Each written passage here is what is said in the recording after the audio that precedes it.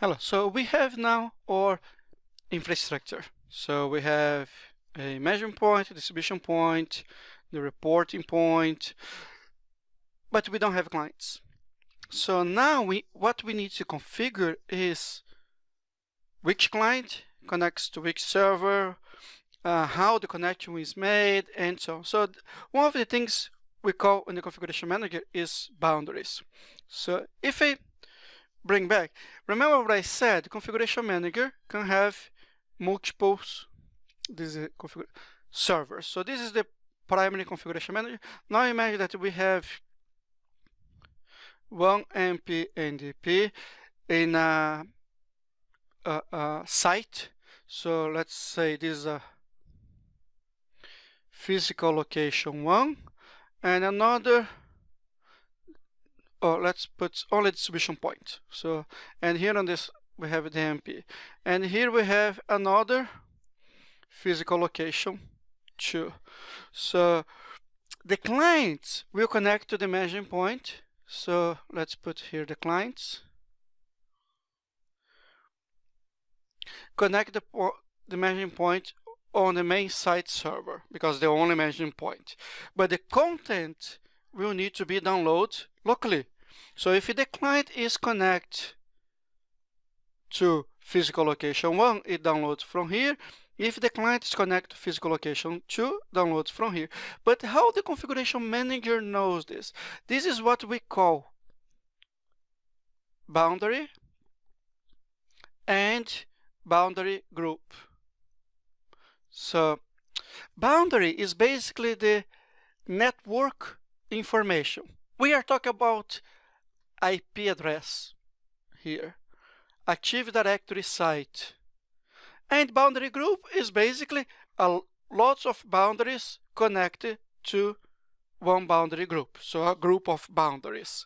So if we go to configuration manager, we go to administration because this is a change in the administration. So hierarchy configuration, and we have here boundaries. I don't have any boundary by default. And now what I'm going to do is create a new boundary. So I can have the IP subnet, Active Directory site, IPv6 address, or IP address range. So right now what we are going to do is create an IP address range. So I'm going to put any machine on 192.168.3.1 to 192.168.3.254. So this is my physical location.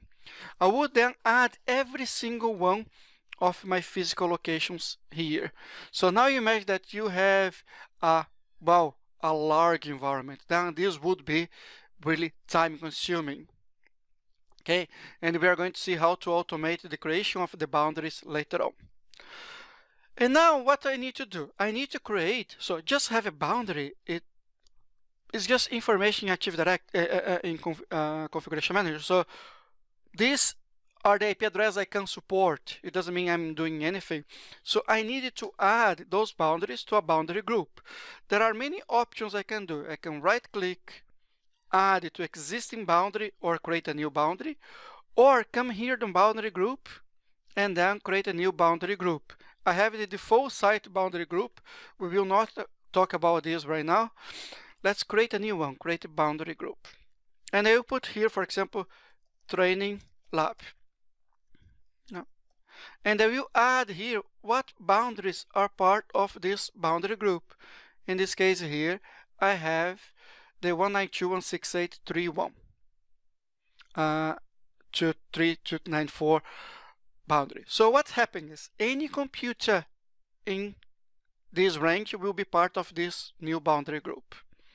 And if I go here to references, this is what happens. So any computer on that boundary, if you look here, site systems can connect to this computer, for example, let's say SRV002.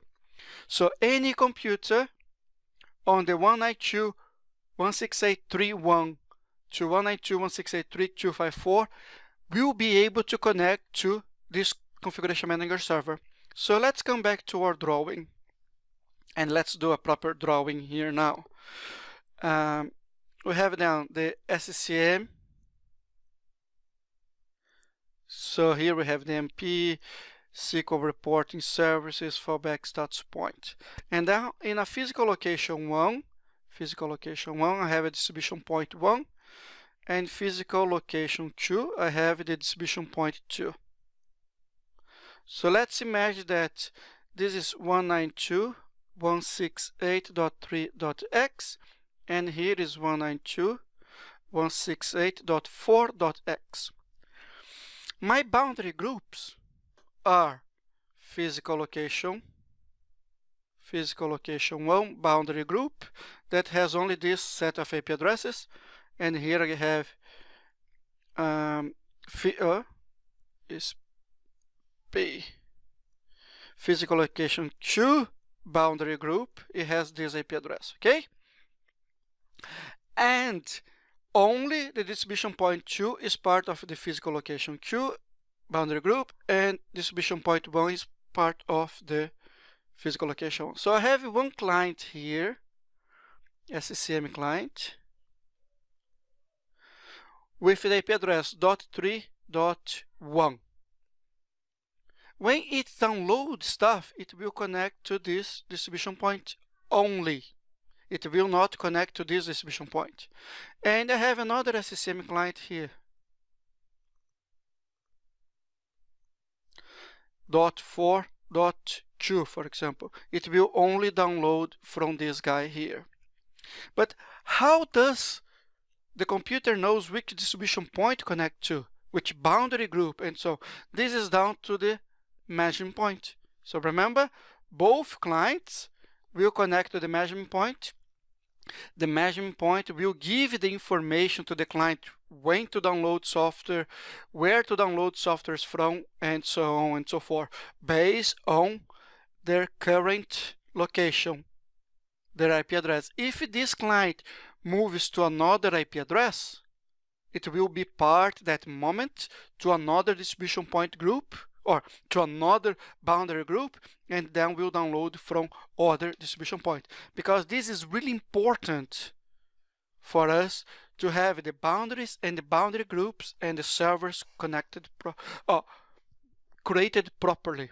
So if you say the boundary group is 192.168.0.1 to 192.168.255.254, and then says only connect to distribution point 1, both clients would connect to distribution point 1. So maybe then is a network drive. So you need to create the boundaries and boundaries group properly, okay?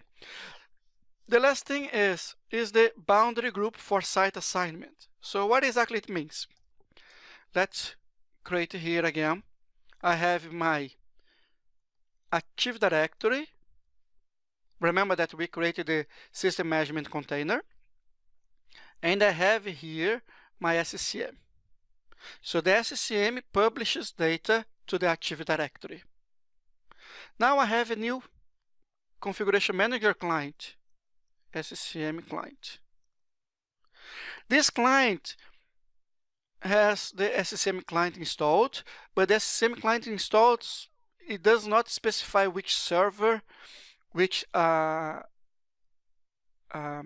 site code, anything like that.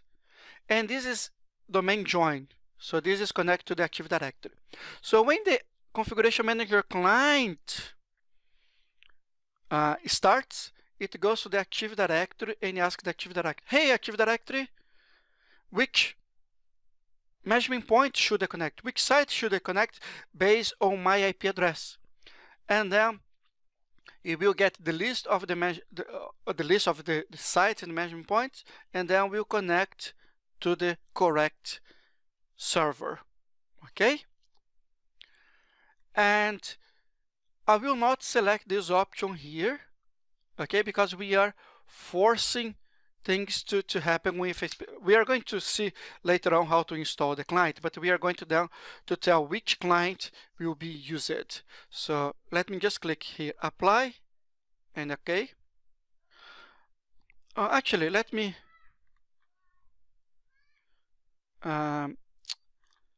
publish this in the Active Directory. So let me just show you now what happened on the Active Directory. So let me connect here to the domain controller and then open the ADSI edit and see exactly what's happening on the Active Directory. So go to the system management container. You can see here I have some information. One is the boundary range. Okay, so on the boundary range I have here what would be my IP addresses. So they are in the numeric format, not actually IP address format. Okay, so with this information I know which site to connect to, which server to connect to, because now I have here my site. Okay,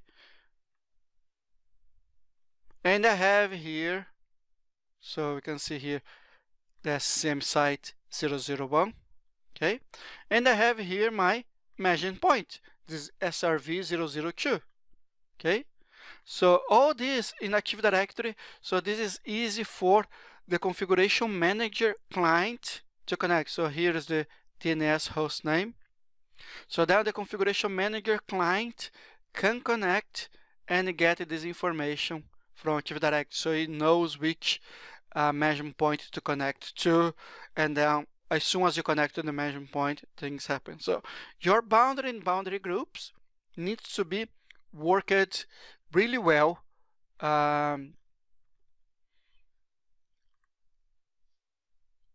design of those need to be match your physical location where your distribution points will be, so it's easy to further manage the environment. Okay, so but you can see here having the boundary is now imagine a large corporation. We have 1,500,000 boundaries in your Active Directory. So how we automate the discovery of boundaries? So we can use the discovery methods. And one of the discovery methods we have is the Active Directory forest discovery. So you can note here is disabled by default. If I double click, so I can enable, and it will automatically create the Active Directory south boundary when discovered, and automatically create the IP subnets that's discovered. So if I go back here for my Active Directory and I open here sites and services, I have here in sites 2 sites and 2 subnets. Okay, even I have only one, the other one is just for information. So configuration manager will connect to this server or any server on that forest and connect to download the information. So I will automatically create the boundaries and the IP subnets, so IP range for the IP subnets, and they run this every week. So I'm going to click OK. I'm not going to run as soon as possible. I just click no. I will show you why. So it's enabled. So what's happening if I go here to Active Directory forest? So there are already information being discovered because this computer is on this forest. But if you look here, there is no domain. I can see here this is being published. So, but there is no information. Oh, sorry, it discovered this site and it's being published to this domain. So you can right click and see the properties here. You can see that discovery and it's being published. Okay, so what I'm going to do now is here, Active Directory forest, right click and run forest discovery now. Before I click yes, of course, let's have a look on the logs. Config mjar logs. So it's going to be forest discovery. So you can see here, it's going to start being populated. So let me just go there and say yes. So if we look at the logs closely, so this is because we enable. So some information has been populated, and shortly it will is starting populated the information here. Okay, it already started. So we can see here there is some information. Okay, and down here at the end it finished. So it took like few seconds. So now let's see what exactly happened. Boundaries. You can see other boundaries have been created. So I have 3 new boundaries. Now, exactly the same I have in my Active Directory. And you can see here the description has been added. This one has not been added because already exists. Otherwise, it would be added here.